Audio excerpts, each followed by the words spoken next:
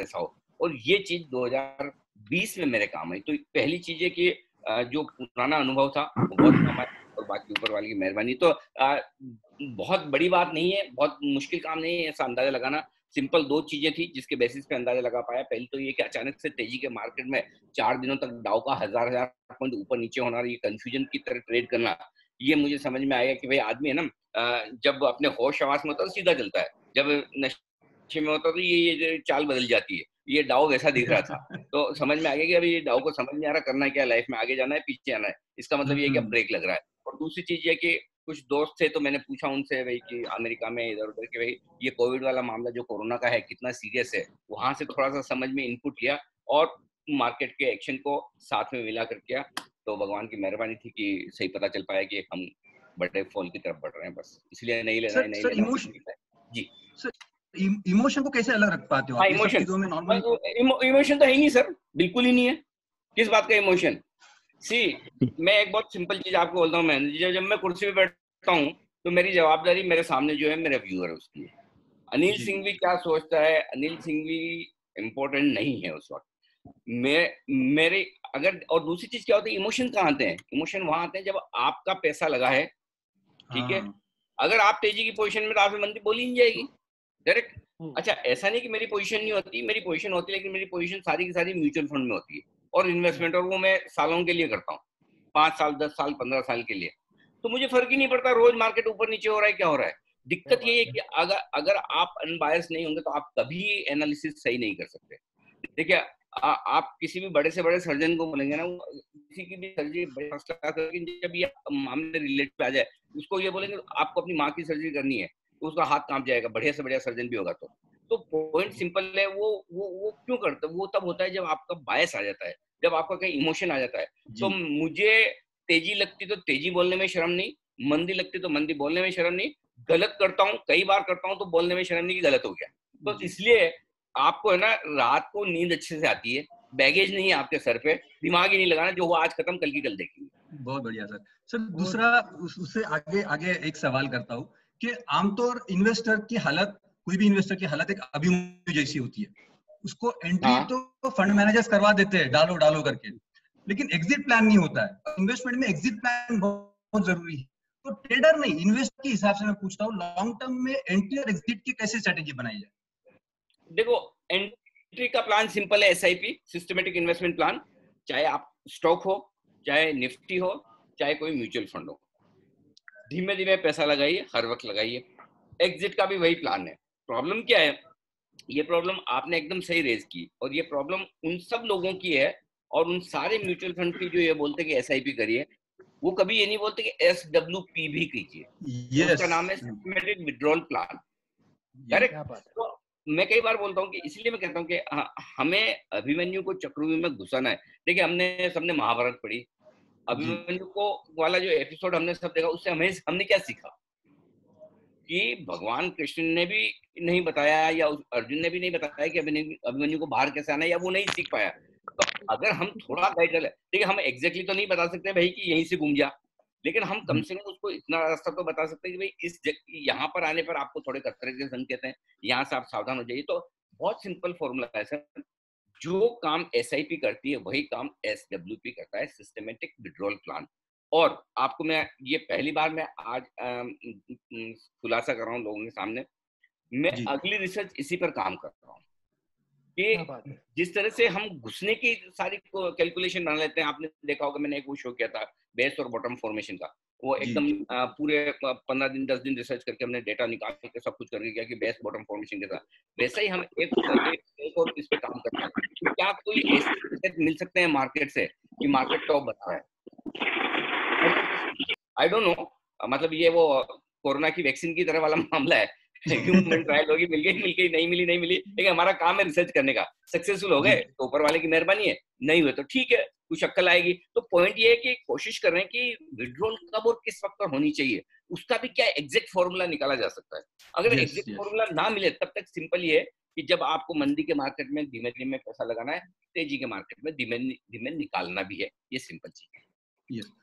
Sir next सवाल ये है कि एसेट एलोकेशन क्या चीजें दिमाग में रख के करनी चाहिए? मतलब जैसे इस माहौल में एसेट एलोकेशन कैसे होना चाहिए, equity, debt, gold, real estate में कैसे आपका डिवीजन होना चाहिए? एसेट एलोकेशन में सबसे पहली चीज मालूम है महेंद्र जी क्या दिमाग में रखनी चाहिए? जी सर। किस इन्वेस्टमेंट की आपको टेंशन कितनी लेनी? जिस दिन आपने ये समझ लिया कि किस चीज में कितना पैसा लगाया और उसकी टेंशन कितनी लेनी, मैं बताता हूँ आपको, ठीक है? और अपने जितने नासिक के भाई बंधु हैं ज्यादातर सब मानेंगे, सबके पास सबसे ज्यादा पैसा लगा हुआ है रियल एस्टेट में। सपोज आपके पास 100 रुपए है, जी, ठीक है, इन्वेस्टमेंट किए हैं, आपके पास 70 रुपए 75 रुपए का तो होगा घर, हाँ, प्लॉट, प्रॉपर्टी, 15-20 रुपए की होगी आपके पास गोल्ड, ठीक है जी, 5-7 रुपए का आपके पास में होगा fix income, PPF, FD, bank deposits, मुश्किल से 1 या 2 रुपए या 3 रुपए जितनी होगी आपके पास इक्विटी। यस, आप सब अपना फॉर्मूला लगा के देख लीजिए, बहुत सारे उतने भी नहीं होंगे, 2% 3% भी नहीं होंगे, वो सिर्फ मजे लेने के लिए आए कि चलो ठीक है अनिल जी बोलेंगे मजा आएगा कुछ, बाकी 2-3% भी इन्वेस्टमेंट नहीं है लोगों के इक्विटी में। लेकिन प्रॉब्लम क्या है, जो 97% इन्वेस्टमेंट दूसरा कर रखा है उसके बारे में तो हम निश्चिंत है, हमारा प्रॉपर्टी में पैसा टूटे तो भी कोई बात नहीं, गोल्ड ऊपर नीचे हो जाए तो कोई बात नहीं, एफडी पड़ी 5% 6% टैक्स के बाद रिटर्न दे रही तो भी चलेगा। लेकिन जो 2% शेयर ले लिया अगर गलती से, तो वो 2% टेंशन लेते हैं 98%। दिमाग में चलता है बस। अगर उनको भी इसी तरह से आप सोच लो कि भाई ये भी मेरे लिए 10 साल के 15 साल के लिए है, या ये मेरी नेक्स्ट जनरेशन के लिए प्लॉट खरीदा है, वैसा प्लॉट भाई आप नेक्स्ट जनरेशन के लिए प्लॉट खरीद सकते हो, एचयूएल का शेयर नहीं खरीद सकते, सिंपल चीज है। तो पॉइंट ये कि एसेट एलोकेशन में सबसे पहली चीज तो ये बता दी कि आपको ये देखना है मेरे पास जितने पैसे बचे ना, मैंने हर एसेट में किस प्रपोर्शन में लगाए। हर एक चीज होनी चाहिए आपके पास, रियल एस्टेट भी होनी चाहिए, गोल्ड भी होना चाहिए, ऑफ कोर्स इक्विटी भी होनी चाहिए, फिक्स इनकम की भी अपनी अहमियत है। तो हर उम्र के हिसाब से, हर आदमी की रिक्वायरमेंट के हिसाब से एसेट एलोकेशन होना चाहिए। जनरली हम एक फॉर्मूला रखते हैं, हम ये मान के चलते हैं कि महेंद्र जी की उम्र 100 साल है, ठीक है, जितने साल महेंद्र जी की उम्र के निकल गए, समझिए आपके 50 हो गए, तो बचे हुए 50, तो अब समझिए आप 55 हो गए, तो 55 साल आपके निकल गए तो बचे 45, तो जितने 45 साल बचे उतना आप डालिए इक्विटी में, बाकी 55% रखिए आप फिक्स इनकम डेट में। ये एक थंब रूल है, जरूरी नहीं हो सबके लिए लागू हो, बट एक थंब रूल ये होता है कि आप 100 साल की उम्र से जितने निकलिए, सपोज कोई 25 साल का बच्चा है, 75% इक्विटी में डालना चाहिए, 25% डेट में डालना चाहिए।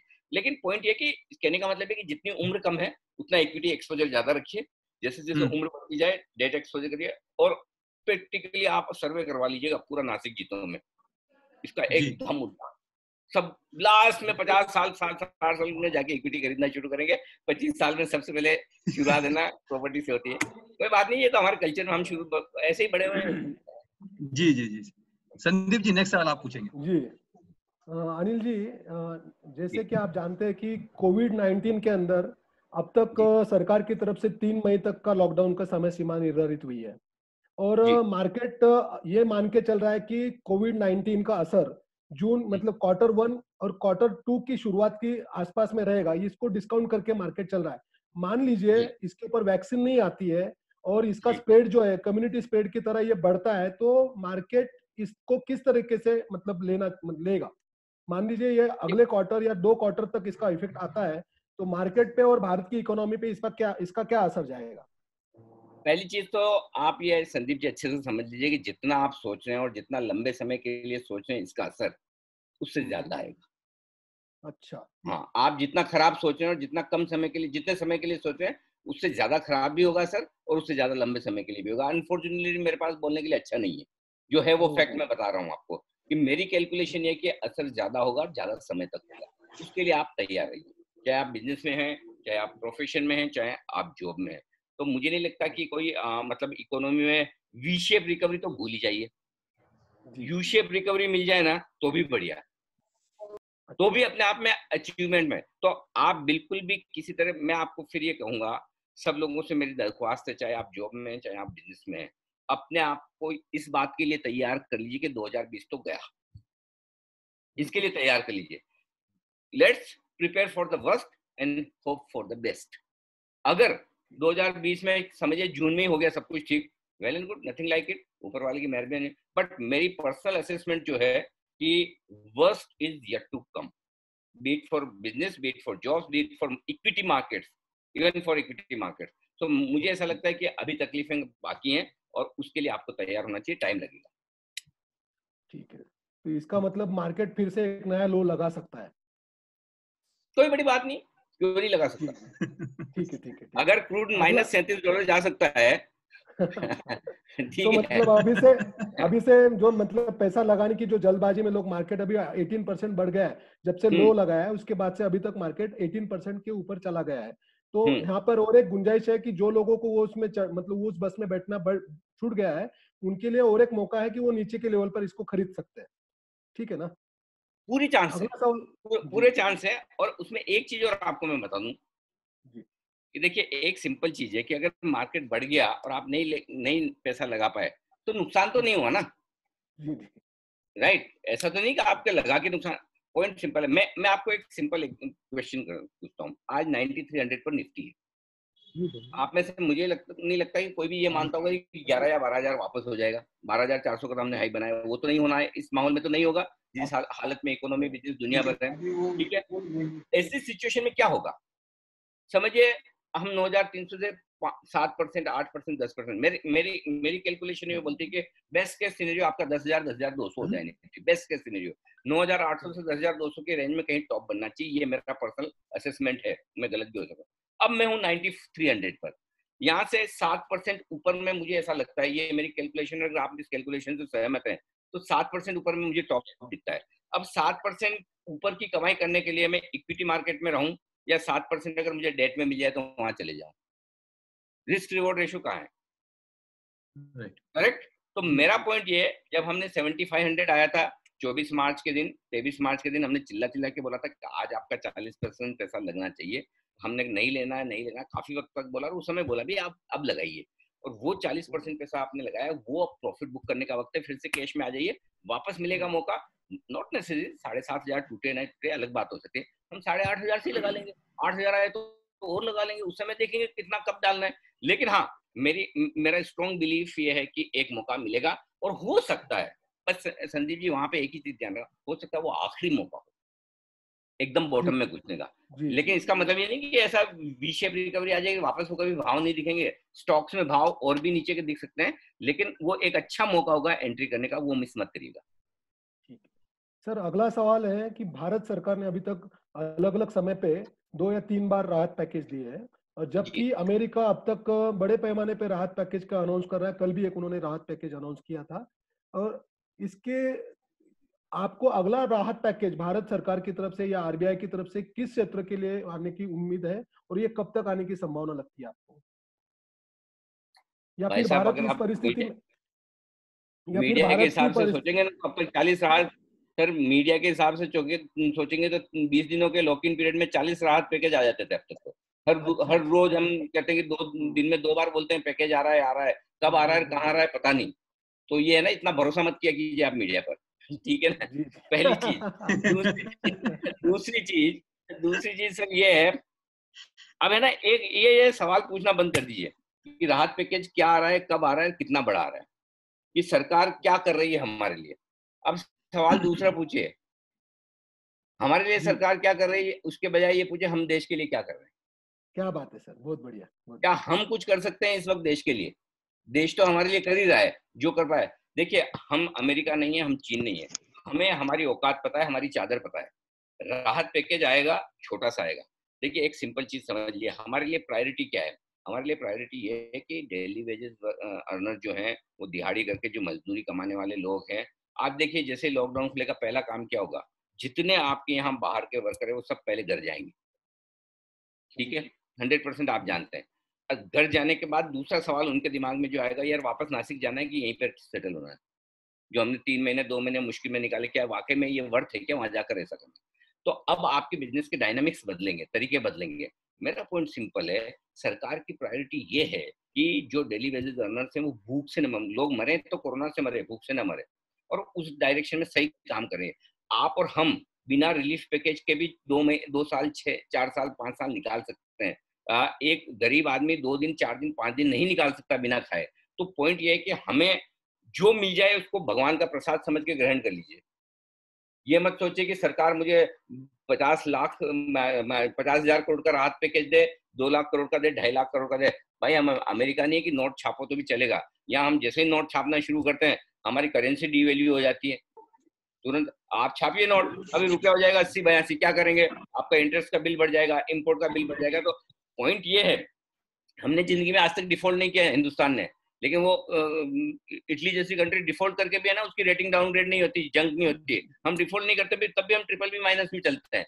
ये अब यही है। लेकिन एक अच्छी चीज ये कि इस पूरे एपिसोड के बाद हिंदुस्तान दुनिया में बहुत मजबूत बन के निकलेगा, उसके लॉन्ग टर्म फायदे होंगे। तो अभी जो मिल जाए बहुत बढ़िया, ऊपर वाले की मर्जी, नहीं मिला तो हमें अपनी ताकत पर करना है। बहुत बहुत धन्यवाद सर। महेंद्र जी, आपका सवाल। सर आप जो बोल रहे हो बात बिल्कुल सही है कि हमको इंडिविजुअली हमारे लिए राहत पैकेज नहीं चाहिए वगैरह, सब सही है। लेकिन मेरे पास में समझो आज 20, 25, 30 लोग काम करते हैं, मेरा बिजनेस नहीं चले तो उनकी सैलरी में कितने दे पाऊंगा? मतलब जो यूएस में पैकेजेस दे रहे तो वो लोग एम्प्लॉइज की सैलरी के लिए भी दे रहे हैं। तो उस टाइप का हमारे यहाँ पे कुछ आने की संभावना है? हम लोग कितने % तक जा सकते हैं? जीडीपी के कितने % तक वो पैकेज का बात हो सकता है? रेटिंग एजेंसी की चिंता नहीं करनी चाहिए फिर? देखिए साहब, ऐसा है कि आपके वर्कर को सैलरी तो आप ही देंगे, सरकार कभी नहीं देगी जी। ये अमेरिका वाला सिस्टम यहाँ चलेगा ही नहीं, आप मान के चलिए, मान के चलिए। अब ये है कि और पॉइंट सिंपल है, सरकार को ऐसे लोगों को पैसा देना ना जो किसी के वर्कर नहीं है, सरकार पहले उनको देगी। आज आप देखिए ना, 2-2 हजार रुपए की किस्त क्यों जाती है डायरेक्टली अकाउंट्स में? यस, बराबर है। वो इसलिए जाती है कि उन लोगों को कोई नहीं दे रहा। करेक्ट। सो पॉइंट ये है कि आप ये मान के चलिए, आपको इस तरह की कोई रिलीफ नहीं मिलेगी, कोई रिलीफ नहीं मिलेगी। और आप एक चीज मैं आपको क्लियरली बताता हूँ, कोरोना से लड़ने के मामले में आप है ना, अपने आप को अमेरिका से कंपेयर करना बंद कर दीजिए। अगर हम कंपेयर करते रहेंगे, उन्होंने ये किया, उन्होंने ये किया, उन्होंने ये किया, तो हम एक्सपेक्टेशन में जिए। सुनिए मेरी बात, एक मैं आपको हिंदी का एक बहुत बढ़िया वाक्य सुना जो मेरे पिताजी कहा करते थे, किसी से इतनी अपेक्षा ना करो कि उपेक्षित होना पड़े। क्या बात है सर। तो हम अपेक्षा करेंगे तो हम उपेक्षित फील करेंगे, उपेक्षित एक्सपेक्टेशन ही नहीं है, ठीक है भाई, जो मिल गया बढ़िया है। तो देखो मैं ईमानदारी से बता रहा हूँ, हमारे पास ताकत नहीं है देने की जी। क्या कर सकती है सरकार, इस पे मेरे पास बहुत आइडिया है। वो एक अलग चीज है कि जिसमें पैसे न लगे और काम हो जाए, लेकिन पैसे देने के, पैसे की उम्मीद अगर आप रख रहे तो मत रखिए प्लीज। जी जी सर, जैसे अभी कोविड के बाद हम लोग बोलते हैं कि इंडिया चाइना की जगह ग्लोबल मैन्युफैक्चरिंग हब बन सकता है, तो क्या भारत में विदाउट लैंड, लेबर, एडमिनिस्ट्रेटिव और judicial reforms, ease of business जो उसके वजह से होता है, उसके रैंकिंग जो बढ़ते हैं, तो ये रिफॉर्म्स के बगैर ये लोग जो फॉरेन इन्वेस्टर है वो इंडिया में आएंगे, यहाँ पे फैक्ट्रियां डालेंगे, कि जो हमारा रेड टेप है, जो ब्यूरोक्रेसी है, इससे परेशान है वो लोग। तो उसके चलते बाकी कॉम्पिटिटिव देश है, ब्राजील है, इंडोनेशिया है, उधर जाना पसंद करेंगे? इंडिया का है कुछ चांस है? और कौन से सेक्टर में आ सकते हैं? देखो एक चीज बहुत अच्छे से समझिए, पसंद तो हम ही करते हैं वो। ओके, अब हमें ये देखना है कि उनकी पसंद का हम फायदा उठा पाए ना। करेक्ट। तो बहुत क्लियर कट है। देखिए, हर देश को हिंदुस्तान पसंद है। इस पूरे माहौल में जब चाइना पूरे दुनिया में दर्द बांट रहा है, वायरस बांट रहा है, हम दवा बांट रहे हैं, दोस्त बना रहे हैं। वो दुश्मन बना रहे हैं, हम दोस्त बना रहे हैं। राइट। पूरे दुनिया को ये पता चल गया कि हिंदुस्तान दोस्त है, दुश्मन नहीं। कुछ नहीं करना है, सिर्फ एक काम करना है। एक इंडस्ट्री एक मिनिस्ट्री बनेगी, एक उसमें कोई संदीप जी या महेंद्र जी उसके मिनिस्टर होंगे, और उनका काम ये है कि जो भी हिंदुस्तान में 2000 करोड़, 1000 करोड़ या 5000 करोड़ से ज्यादा का इन्वेस्टमेंट करना चाहता है, वो इन्वेस्टमेंट सिर्फ एक आदमी अप्रूव करेगा, यही मिनिस्ट्री। और इसी मिनिस्ट्री का काम ये कि वो लाइट कनेक्शन से लेके हर एक चीज, जो वहां का एम्प्लॉय आ रहा है उसको ड्राइविंग लाइसेंस, उसको जो किराए पे घर चाहिए, ये छोटी छोटी चीज से लेकर फैक्ट्री बनाने का काम, फैक्ट्री तक रोड पहुंचाने का काम, हर एक काम वो कोऑर्डिनेट करे। और वहां पर कहीं कोई कुछ नहीं, बस ये करना है, मतलब करना है। अगर हम ये सारे बैरियर्स निकाल के, पता चले हिंदुस्तान में उसको खाली एक ही आदमी से डील करना है फॉर ऑल प्रॉब्लम्स, आप ये कर दीजिए, मैं बता रहा हूँ आपको किसी राहत पैकेज की जरूरत नहीं। जो प्रोडक्शन आप हिंदुस्तान में ला सकते। देखिए एक चीज समझ लीजिए, भला हमारा एक ही कंडीशन में होगा कि हम यहाँ पर ज्यादा से ज्यादा मैन्युफैक्चरिंग कर पाए। मैन्युफैक्चरिंग नहीं करेंगे, देखिए आज हमारे माताजी पिताजी ने हमें पैदा किया तो आज हम कुछ बने, आज हमारे किसान भाई कुछ पैदा कर रहे तो हम कुछ खा रहे हैं, आज हमारी फैक्ट्रीज कुछ पैदा करेंगी तो हम कमाएंगे। ठीक है। तो जितना हम मैन्युफैक्चरिंग, प्रोड्यूसर सबसे बड़ा है, कोई भी चीज प्रोड्यूस करे, producer is God. So manufacturer, producer, अगर उसको आप पूरी फैसिलिटी देंगे, लोग एक टांग पर हिंदुस्तान में आने के लिए खड़े हैं, मैं आपको बता रहा हूँ। और ये फीलर्स मेरे को राइट फ्रॉम फोर्सेस माउथ मिल रहे हैं अक्रॉस वर्ल्ड। लोग तैयार हैं, उनको समझ में आता है कि हिंदुस्तान एक अच्छा देश है, बट पॉइंट ये है कि क्या हम उसका फायदा उठा सकते हैं। तो मेरे पास इस प्रॉब्लम का एक ही सॉल्यूशन है, वो ये कि अगले 3 महीने, 6 महीने, 12 महीने जिसको हिंदुस्तान में जो चीज चाहिए दीजिए। जैसे आपने कहा ना कि सिंगूर से सानंद आ जाइए, मैं आपको सामने से फोन करके बोलता हूँ टाटा साहब आइए, प्लांट इधर शिफ्ट करिए, करेक्ट। वैसे ही फोन मोदी जी के जाए सैमसंग को, वैसे ही फोन जाए एप्पल को, वैसे ही फोन जाए 10 टॉप कंपनियों को, छोड़िए ना चीन को, आइए मैं लगवाता हूँ प्लांट आपको। ये करने की जरूरत है, इसमें मजा है। बाकी बातें आते हैं ये पैकेज वैकेज से सर कुछ होना जाना नहीं है। लेकिन ऐसा कुछ होगा सर इंडिया में? हाँ, ऐसा कुछ होगा? उम्मीद पे दुनिया कायम है, मानता हूँ होगा, होना ही चाहिए, होगा बिल्कुल। हाँ संदीप जी, इतना ना हो जितना मैं चाहता हूँ, थोड़ा तो होगा। जी जी। हाँ। मोदी जी का track record as a chief minister, जब वो सानंद में प्लांट ला सकते हैं, तो अभी तो प्राइम मिनिस्टर बिल्कुल ला ही सकते। एब्सोल्युटली। सर अगला सवाल चीन से रिलेटेड ही है। जापान और साउथ कोरिया ने ऑलरेडी उनकी जो इंडस्ट्रीज है चाइना के अंदर, उनको वापस बुला लिया है अपनी कंट्री के अंदर। उसी तरीके से जर्मनी ने भी उनके ऊपर कोई दावा ठोका, ऐसी बात सुनने में आ रही है। इस तरीके का जो ट्रस्ट डेफिसिट अभी जो नजर उभर कर आ रहा है चाइना के खिलाफ, उसका और उसके अलावा बाकी सारी जो कंट्रीज है अपने अपनी घरेलू इंडस्ट्री के अंदर चाइना जो स्पेसिफिक सेक्टर के अंदर अपना स्टेक बढ़ाने के पीछे पड़ा है, होस्टाइल टेक ओवर के पीछे पड़ा है, तो उन्होंने बहुत सारे अपने, हर कंट्री ने एफडीआई के नॉर्म्स के अंदर काफी सख्ती लाई है। तो ये सब देखते हुए इसका भारत के लिए, जैसा आपने पहले जो सवाल पूछा उसमें आपका जवाब आ ही गया है कि भारत इसके लाभ उठाने के लिए किस हद तक तैयार है, क्या है इसको एग्जैक्टली मतलब मोनेटाइज कैसे कर पाएंगे लोग, ये जो ट्रस्ट डेफिसिट हुआ है। दूसरा एक एंगल इसको ये भी आ रहा है कि क्या आप आगे कोविड-19 का जो असर है उसके खत्म हो जाने के बाद में यूएस, यूरोप और बाकी की जो कंट्री जिन्होंने इसके अंदर चोट खाई है, वो एक तरफ आ जाएंगे और चाइना अकेला अलग थलग पड़ जाएगा, ऐसा कुछ इक्वेशन उभर के आ रहा है क्या? पिछले मंडे को ये मैंने मैटर उठाया था, जब पीपुल्स बैंक ऑफ चाइना का इन्वेस्टमेंट आया था, तब मैंने ये भी कहा भी था कि चाइनीज इन्वेस्टमेंट पे नजर रखनी चाहिए। इन्वेस्टमेंट बढ़ा नहीं, और उसके तुरंत 3 दिन बाद सेबी का ऑर्डर आया कि उन्होंने कस्टोडियन से सारी डिटेल मांगी है, और फ्राइडे शाम को सरकार की तरफ से भी आ गया कि इंडिया के बॉर्डर से जो भी लगे हुए देश है उनसे जो भी पैसा आएगा एफडीआई उसको ध्यान में रखा जाएगा। राइट डायरेक्शन में राइट कदम है, एकदम सही वक्त पर। और जब हमने ये मंडे को की थी, पिछले मंडे को, और तुरंत इसकी रिकॉर्डिंग पीएमओ में पहुंची, फाइनेंस मिनिस्ट्री में पहुंची, उन्होंने इसका संज्ञान लिया, उनको समझ में आया कि मैटर सीरियस है, हमें अलर्ट हो रहा है। मैंने ये नहीं कहा कि आप बंद कर दीजिए, आप अलर्ट हो जाइए, पॉइंट नंबर 1। अभी 3 दिन पहले मैंने फिर से एक चीज कही, और मैं अगर मैं आपको ये बोल रहा हूँ कि मुझे मार्केट में एक खतरा और लगता है, तो हो सकता है एक नहीं, एक से ज्यादा भी हो, और 2020 आपका इसीलिए खराब निकल जाए क्योंकि अभी हम सब लोग, हम सबसे मतलब पूरी दुनिया, एक ही टारगेट है कि एक बार कोरोना से निपट ले। ये वो ट्रम्प साहब हैं जो ट्रेड डील के लिए कितना लड़ झगड़ लिए चीन से। अगर उनके 50,000 लाख लोग मर जाएं तो क्या वो छोड़ेंगे चीन को? और इस बार तो उनके पास सबका साथ है। उस समय तो उनको मैक्सिको से भी लड़ना है, कनाडा से भी लड़ना है, यूरोप से भी लड़ना है, इंडिया से भी लड़ना है, चीन से भी लड़ना है, सबसे लड़ना था। अब तो खाली चीन से ही लड़ना है। अच्छा, दूसरी एक और बात, पॉलिटिशियंस चाहे हिंदुस्तान में हो, चाहे चीन में हो, चाहे अमेरिका में, सब एक जैसे होते हैं। सबकी पहली प्रायोरिटी अगला चुनाव जीतना होता है, बाकी सब बाद में। वो पैदा ही इसलिए है कि अगला चुनाव कैसे जीतूं उससे सोचता है। ट्रम्प साहब को भी चुनाव लड़ना है 2020 में, और जो ट्रम्प साहब ने अगर कोरोना को ढंग से हैंडल नहीं किया अमेरिका में, तो उसके जिम्मेदार कौन है? कोई तो और होगा उनके अलावा। वो अपने आप को तो कभी नहीं मानेंगे, तो वो कौन है? वो चाइना ही हो सकता है। तो मेरा बहुत स्ट्रॉन्ग बिलीफ है कि ये प्रॉब्लम सोल्व होने के बाद चाइना वर्सेस अदर्स होगा दुनिया में, और उसके बड़े रिपरकशंस होंगे, बड़े होंगे, और वो अफरा तफरी मचाएगा दुनिया में। ये 100% होने वाला है। लेकिन इस अफरा तफरी में सबसे बड़ा फायदा हिंदुस्तान को होगा।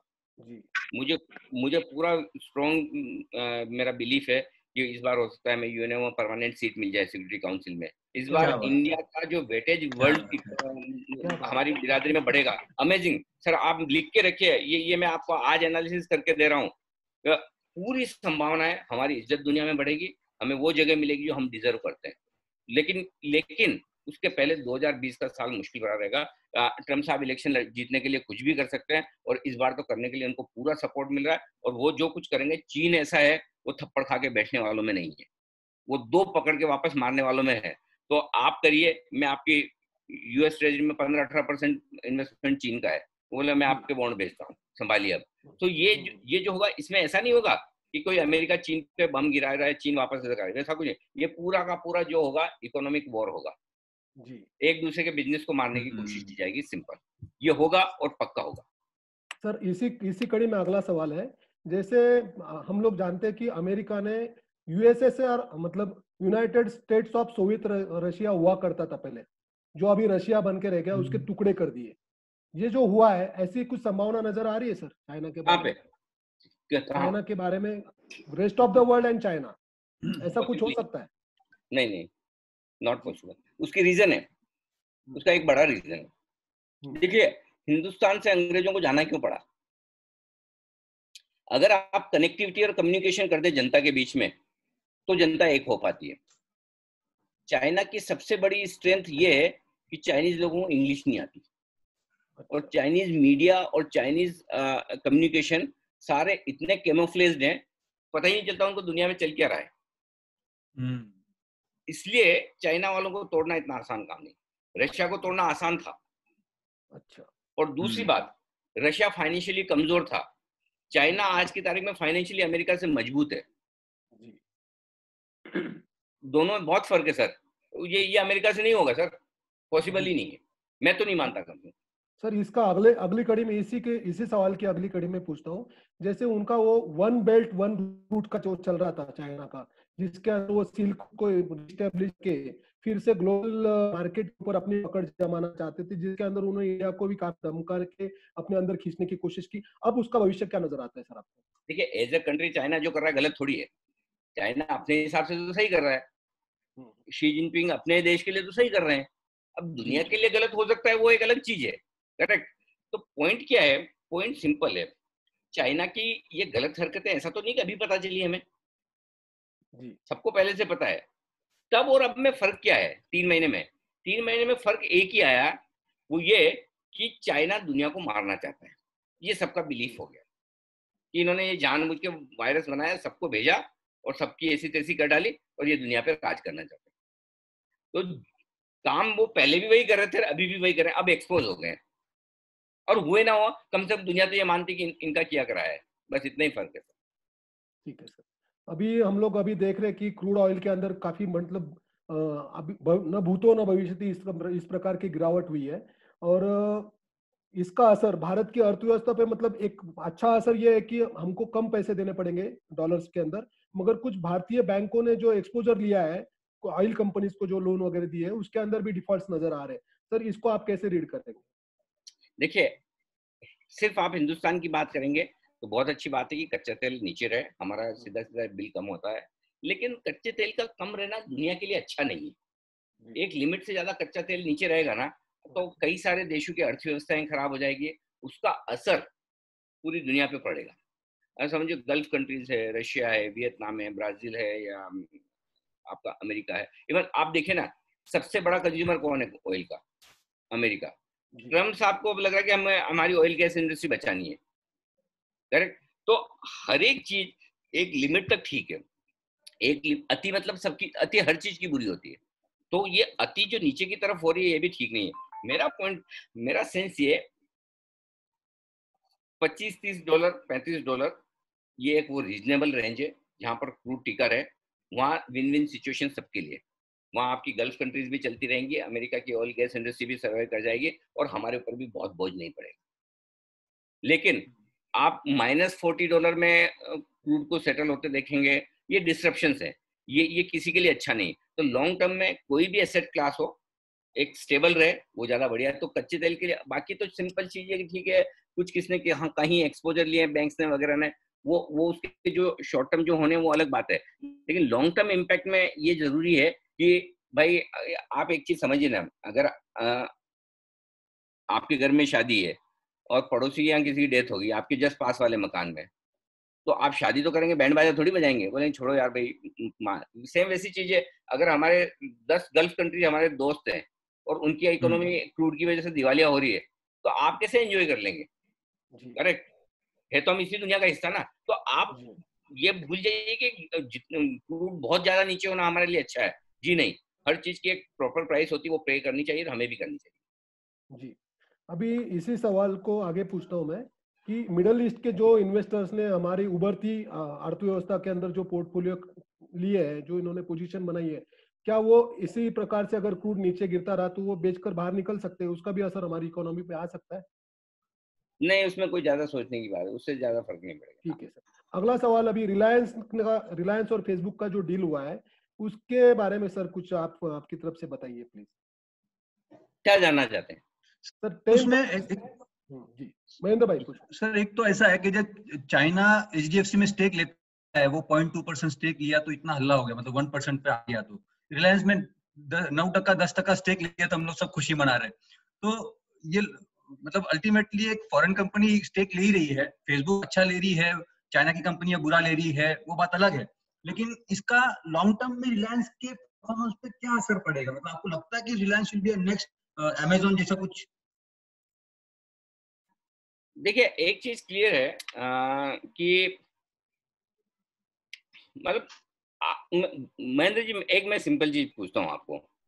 अगर भगवान न करे आपकी कोई समस्या हो जाए, पैसों की जरूरत पड़े, ठीक है, अब आप पैसा उधार किससे लेंगे? नासिक में, एक नासिक में हमारे जैन समाज के आपके जीतो के चेयरमैन साहब भी हैं, प्रेसिडेंट है, सब हैं, एक आप उनके पास जाके उधार लें। दूसरा एक है ना, वहां पे मतलब गुंडे टाइप के भी लोग होंगे या गलत काम करने वाले भी होंगे, तो आपके पास चॉइस है, तो आप किसके पास जाएंगे? बापना जी के पास। नेचुरली सेम सिचुएशन है भाई। देखिए, अभी अभी सिचुएशन वही है, करेक्ट। तो क्या है कि पैसा बुरा थोड़ी, पैसा सब कुछ चाहिए। देखो, ऐसा नहीं कि हमें कोई चाइना के पैसे से परे, अभी अब तक ले ही रहे थे ना भाई, ऐसा थोड़ी नहीं ले रहे थे। कौन कितना पैसा लगा हुआ है चाइना का? कम थोड़ी लगा है। पॉइंट ये कि जब हमें पता चल जाए कि यार ये आदमी है ना जो पैसे कमा रहा है, इसके तरीके तौर तौर तरीके गलत हैं, इससे लूंगा, कल मैं तकलीफ में आ जाऊंगा, तो मैं सोचूंगा मैं दूसरे ऑल्टरनेट क्या है। तो मेरा पॉइंट ये, 45,000 करोड़ हिंदुस्तान में आना अच्छी बात है, फेसबुक जैसे बड़े रेपुटेड प्लेयर की तरफ से आना और अच्छी बात है। और अगर रिलायंस देश की नहीं दुनिया की नंबर 1 कंपनी बनती, तो इसमें हम सबको अच्छा ही फील होना चाहिए। ये गर्व की बात है हिंदुस्तान के लिए, अगर हमारी कंपनी दुनिया की नंबर 1 कंपनी बन पाए, इससे बढ़िया क्या बात हो सकती है? तो अमेजोन, नेटफ्लिक्स, ये जस्ट एन आइडिया, जो आइडिया किसी ने सोचा और एग्जीक्यूट किया, तो क्यों ना हिंदुस्तान से ये ऐसे आइडिया निकले। हमारे पास दिमाग की कमी थोड़ी है, प्रॉब्लम कि हमारे आइडिया लोग समझते नहीं है, समझते हैं तो इम्प्लीमेंट नहीं करते हैं, इसलिए किसी सुंदर पिचाई को जाकर वहां करना पड़ता है, अमेरिका में जाकर, किसी इंदिरा नूई को अमेरिका में जाकर काम करना पड़ता है। तो इंडिया में रहकर भी आप इंडिया के लिए आइडिया सोच सकते हैं, बढ़िया कर सकते हैं। तो I think it's one of the most welcome deal. Sir ये कोविड वर्ल्ड में एग्जैक्टली जो आपने बताया कि नए बिजनेसेस, नए मॉडल्स चल रहे हैं, तो आपको क्या लगता है ये कौन से सेक्टर्स है जो जो नए नए इकोनॉमी चलेंगे, कोविड वर्ल्ड में चलेंगे, और कौन से सेक्टर्स आउट परफॉर्म करेंगे? किसमें ज्यादा अभी बिजनेस वालों को ध्यान देना चाहिए? हम लोग जैसे बिजनेसमैन है, हमको कहाँ पे ध्यान देना चाहिए? कौन बिजनेस से वालों को सेक्टर्स? आपको आपके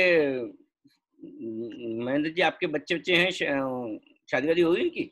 नहीं, अभी शादी नहीं हुई है, शादी पढ़ का रहे हैं एक, अभी। अच्छा, पढ़ रहे हैं।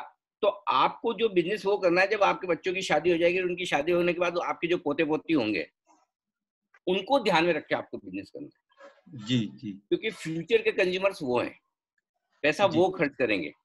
आप और मैं कितने दिन कर लेंगे, और हमसे तो होता ही नहीं। खर्चा तो हमेशा नेक्स्ट जनरेशन से ही होता है। भाई, यस।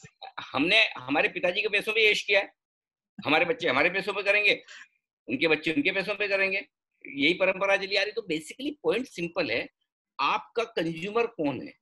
आपने अपने कंज्यूमर को समझ लिया, आप अच्छा बिजनेस है। अब आप बिजनेस आजकल परसों के लिए नहीं कर रहे, 1-2 साल के लिए नहीं कर रहे, 5, 10, 15 साल के लिए कर रहे हैं।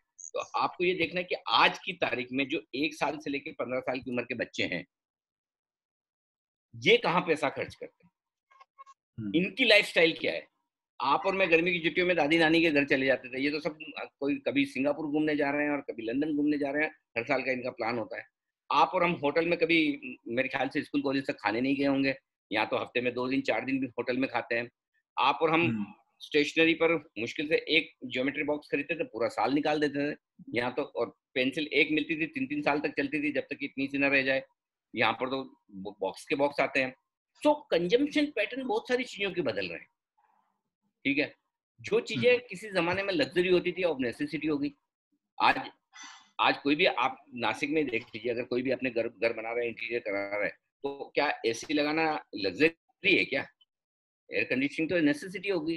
तो एक जमाने में तो मतलब किसी मैं जब पढ़ाई करता था, किसी घर में साइकिल होती तो बड़ी बात मानी जाती थी कि भाई इसके पास साइकिल है, और आजकल तो 4 व्हीलर नेसेसिटी है, करेक्ट। सो अब आपको ये देखना है कि 2 जनरेशन आगे जो बच्चे हैं वो कहाँ खर्च कर रहे हैं, उनका पैटर्न क्या है, वही बिजनेस है। और बहुत आसान काम है सर, कॉमन सेंस ऑब्जर्वेशन से इतने बिजनेस मेरे पास इतने बिजनेस आइडिया आते हैं, मैं बताऊं कि ये भी कर ले, ये भी कर ले, इतने बिजनेस दिखते हैं मुझे। पॉइंट क्या है? पॉइंट ये है आप जो अभी कर रहे हैं ना उसको साइड में रख के करिए। वही वाली बात है जो आपने पहला सवाल पूछा, इमोशनल अटैचमेंट। मैं कर रहा हूँ उससे, मेरा इमोशनल अटैचमेंट इतना कि यही बेस्ट बिजनेस है, यही मुझे आता है, फिर मैं उसी में लगा रहता हूँ। लेकिन आप उसको एक बार जरा सा डिटेच करिए और उसके बाद करके देखिए, आपको मजा आ जाएगा, बहुत आइडिया मिलेगा। क्या बात, बहुत बहुत सिंपल शब्दों में बहुत अच्छी तरह से समझाया सर आपने उस चीज को, कि मतलब उस पे एक बात याद आती है कि मुश्किल बातों को मुश्किल शब्दों में समझाना आसान है, लेकिन आपने मुश्किल चीज भी बहुत आसान शब्दों में समझा दी कि किड्स को देखो, आप बच्चों को देखो, वो हिसाब से आपके सेक्टर्स में। एग्जैक्टली। तो अभी स्टॉक मार्केट के एंगल से कौन से सेक्टर्स आपको लगते हैं कि थोड़ा ज्यादा फोकस करना चाहिए इन्वेस्टमेंट्स के हिसाब से? 5 सेक्टर में बताता हूँ जो मुझे पसंद है। 2 हैं एफएमसीजी और फार्मा। अनफॉर्चुनेटली दोनों ही ये पिछले 15-20 दिनों में बहुत तेजी से सबसे ज्यादा भागे हैं, क्योंकि मेरा ये स्ट्रॉन्ग बिलीफ रहा कि कुछ भी हो जाए इस लॉकडाउन पीरियड में भी, लॉकडाउन पीरियड में भी आप खाना पीना नहीं छोड़ेंगे, उल्टा ज्यादा ही खा रहे होंगे आप सब लोग। बीमार पड़ गए तो दवाएं ले ही रहे हैं, कहीं कोई दिक्कत वाली बात नहीं। वो 2 चीजें ऐसी जहाँ पैटर्न वैसा का वैसा है। तो ये 2 सेक्टर तो सदाबहार हैं। वापस अब की बार करेक्शन आएगा तो इन 2 सेक्टर को पकड़ना है, पॉइंट नंबर 1। इन 2 सेक्टर के अलावा 3 सेक्टर में आपको और बताना चाहता हूँ जहाँ मुझे लगता है मेटल्स, जब भी मार्केट रिकवरी आएगी चलेंगे, मेटल्स बहुत तेजी से भागेंगे और मेटल्स मुझे बहुत पसंद है, मेटल्स खरीदने चाहिए। इसके अलावा एक और सेक्टर जो सेफ है, सीमेंट। रिटर्न शायद आपको उतना न दे, लेकिन जो प्राइसेस हैं, जिन वैल्यूएशन पे सीमेंट स्टॉक हैं, यहाँ पर पैसा खोने की गुंजाइश बहुत कम हो जाएगी, आपके बनाने की बहुत अच्छी होगी, तो सीमेंट। और 5वां सेक्टर थोड़ा सा हाई रिस्की, सेलेक्टिव होकर, उसमें कुछ सरकारी कंपनियां आती है, जो सरकारी कंपनियां कच्चे तेल के दाम गिरने से जिन्हें फायदा होगा या जिनके डिविडेंड यील्ड्स बड़े स्ट्रॉन्ग है, वहां पर आपको ध्यान रखना चाहिए। 5 सेक्टर मुझे पसंद सर। और जिनसे दूर रहना है, जिनसे दूर रहना वो भी बता दूं, जी जी, bank, NBFC. Bank and NBFC से बचना है। एनबीएफसी लेना ही नहीं सर, लेना ही नहीं। सर रियल इस्टेट के बारे में क्या राय है सर आपकी? रियल इस्टेट मतलब कमर्शियल, क्या राय मतलब क्या जानना चाहते हैं सर? कमर्शियल, जैसा कि अभी घर पे बैठ के काम कर रहे लोग, वर्क फ्रॉम होम का कल्चर चालू हो जाएगा कुछ दिन के बाद में, जो कि अभी कुछ लोगों ने ट्रायल बेसिस पे काम चालू भी कर दिया उसके ऊपर, तो उसकी वजह से कमर्शियल स्पेस की नीड भी कम हो जाएगी, तो इसके ऊपर क्या असर आएगा सर इस पर? देखो, पहली बात तो ये है संदीप जी, जिस दिन वर्क फ्रॉम होम खुला, सबसे पहले आप घर से बाहर निकलोगे, कोई घर में बैठने वाला नहीं है। जी जी जी। हिंदुस्तान में हम बैठे, भाई साहब मोदी जी इतना परेशान हो रहे हैं, सुबह शाम अंदर लोग रह रहे हैं क्या? जी। डंडे मार रहे पुलिस वाले, फिर नहीं रुक रहे। तो पॉइंट ये है कि लॉकडाउन खत्म होने तो ये सब कुछ नहीं होने वाला। ये सब है ना, ये ज्ञान की बातें हैं, अच्छी लगती है कोरोना के टाइम पे कि जैसे ये बदल जाएगा, कुछ नहीं बदलने वाला भाई साहब। हम वही उसी ऑफिस में जाएंगे, वही पहले की तरह काम करेंगे।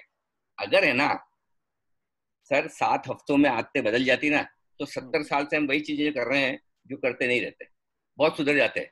हम नहीं सुधरने वाले हैं, ऐसे यही पैटर्न चलेगा। लेकिन इसका मतलब ये नहीं कि रियल एस्टेट के लिए अच्छा कुछ वक्त है।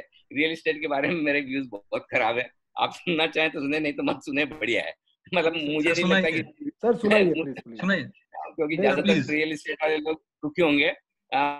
ये है, कहीं कोई दूर दूर तक तेजी नहीं है। हाँ, ये जरूर कह सकता हूँ, यहाँ से कम भगवान ने चाहा और आपके ऊपर मेहरबानी रही तो 15 से 20% ही दाम गिरेंगे, नहीं तो इससे ज्यादा भी गिर सकते हैं।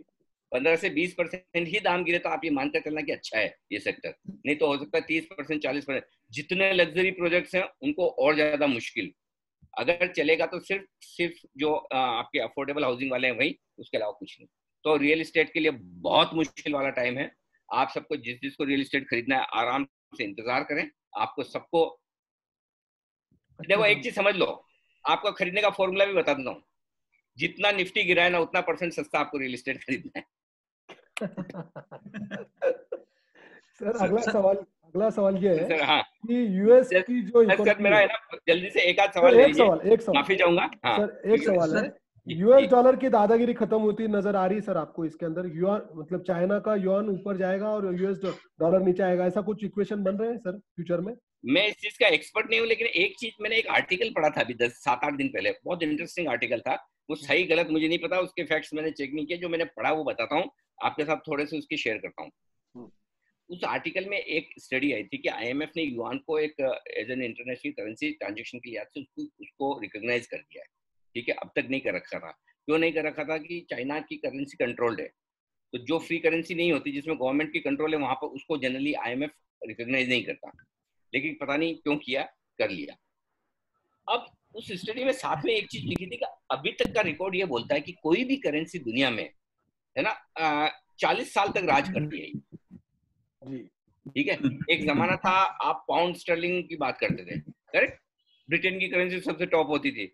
आई एम श्योर के यहाँ पे हमारे कोई बुजुर्ग होंगे जो इंटरनेशनल ट्रेड में, तो उन्हें पता होगा कि डॉलर के पहले पाउंड स्टर्लिंग चलता था पूरी दुनिया में, राइट?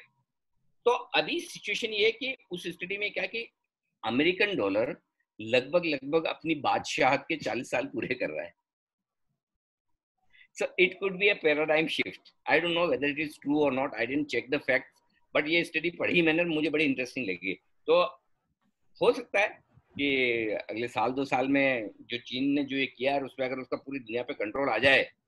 देखो एक चीज क्लियर है बहुत, आप राजा कैसे बनते हैं?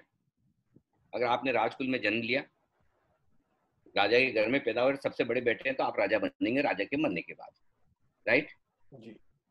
लेकिन सम्राट कैसे बनते हैं? सम्राट आप तब बनते हैं जब कई राजाओं से युद्ध लड़ते हैं, मतलब के या बिना मतलब के उनको हराते हैं, परास्त करते हैं, तब आपका परचम सम्राट के तौर पर, यानी आपको शवों के ऊपर यात्रा करनी होती है, शव पर चढ़कर चलना होता है, तब जाओ। तो अगर चीन सम्राट बनना चाहता है तो उन्हें बौद्ध देशों को मार के आगे बढ़ना पड़ेगा। कोई भी बड़ा दादा तभी बनता है जब उस इलाके के पुराने दादे को चौराहे पे लाकर मार दे अच्छे से 50 लोगों के सामने, उस दिन उसकी दादागिरी खत्म, करेक्ट? तो अगर चीन को दादा बनना है तो अमेरिका को धोना पड़ेगा। धोने के लिए ये सबसे बढ़िया तरीका ये है कि उनकी करेंसी को धो डाले। Crypto currency can not be an option? Crypto currency ना सर, खत्म है, तो खेल ही खत्म हो गया, बेकार ऐसे। ये देखो एक चीज समझ लीजिए, हवा में पैसे होते ही नहीं, हमारे बुजुर्ग बोल के गए। पैसे हवा में नहीं होते, बाकी सब चीज हो सकती है। क्रिप्टो का कुछ नहीं सर, इसका कोई फ्यूचर नहीं है, सब ठीक है सर। गोल्ड के बारे में सवाल आ रहे हैं हमारे। गोल्ड में तेजी है सर, गोल्ड में तेजी है, यहाँ से भी तेजी है, गोल्ड में इन्वेस्टमेंट भी रखना चाहिए। और मुझे लगता है ये 49-50,000 तक गोल्ड है। फ्रैंकलिन टेम्पल्टन की इशू के बारे में क्या ख्याल है? डेट के बारे में क्या लगता है? चिंता करने की जरूरत नहीं है, कोई दिक्कत वाली बात नहीं, इतना ठीक है। अब फ्रैंकलिन टेम्पल्टन में अगर आपके इन्वेस्टमेंट है तो थोड़ा वक्त लगेगा, आ जाएंगे कम ज्यादा, कोई दिक्कत वाली बात नहीं। हाँ, लेकिन बाकी ऐसे कोई चिंता की बात नहीं, ऐसा कोई। काले साहब मुझे नजर आ रहे हैं। काले साहब नमस्कार। जय जिनेंद्र सर। अरे जय जिनेंद्र। काले साहब हमारे मेंबर है सर, हमारे बहुत बढ़िया मित्र हैं सर, हमारी मुलाकात होती रहती है। सर सिंघवी साहब, आपने जो ऑप्टिमिज्म और करेज के साथ काम करने को कहा, लोगों ने रैशनल बिहेवियर होना चाहिए, ये सब चीजें ठीक है, लेकिन मैं देख रहा हूँ आपने मैन्युफैक्चरिंग सेक्टर के बारे में काफी ऑप्टिमिस्टिक है जी। तो we should go for the manufacturing sector. जो टॉप 5 कंपनी जो है आज भी वर्ल्ड की, they are not manufacturing at all. अब डिजिटल इकोनॉमी पे पूरा देश चल रहा है, पूरा वर्ल्ड चल रहा है, और डिजिटल पे बहुत स्ट्रेस देना जरूरी है आज के माहौल में। आप देखेंगे अभी रिलायंस का भी जो इन्वेस्टमेंट फेसबुक का हुआ है, that is also one of the digital business. तो डिजिटल में आपके जितने मेंबर है, ये मैन्युफैक्चरिंग सेक्टर या ट्रेडिंग सेक्टर में बहुत ज्यादा है। डिजिटल में तो मेंबर्स के लिए मैं बोल रहा हूँ, डिजिटल में ज्यादा लोग नहीं है। तो आपका डिजिटल बिजनेस के बारे में क्या आगे स्कोप रहेगा और डिजिटल में कैसे जाना चाहिए? बहुत बढ़िया फ्यूचर, इसमें कोई डाउट नहीं है, लेकिन इसमें एक ही प्रॉब्लम है काले साहब, और वो ये है कि छोटे लोगों के लिए जगह नहीं है एक्चुअली। आप एक बात समझिए, छोटे लोगों के लिए जगह बनाना बड़ा मुश्किल है। देखिए आज जो भी स्टार्टअप्स होते हैं या डिजिटल बिजनेस में जो जा रहा है, मैं कई बार ऐसा बोलता हूँ कि सबसे बढ़िया बिजनेस क्या है डिजिटल में करने का? सबसे बढ़िया बिजनेस जो है वो है जो अमेज़न कर रहा है। क्यों?